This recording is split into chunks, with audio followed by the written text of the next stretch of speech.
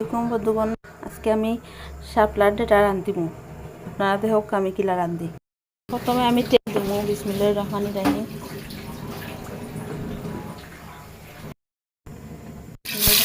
তেল দিলাম,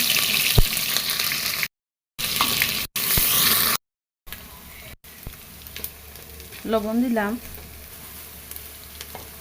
মরিচ 1 চামচ,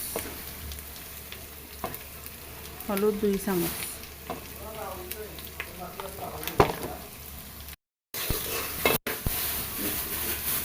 ধনিয়ার গুঁড়া একটু দিলাম, দিয়া একটু পানি দিলে খাইবার লাগে। বাড়ি খিচা দিলাম থেকে, এখন শাপলা দিলেই বিসমিল্লাহির রহমানির রহিম।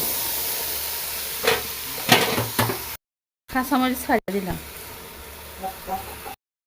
ওই গেছে আমার শাপলা, এখন ধনিয়া পাতা দিয়ে নামাই দিলাম।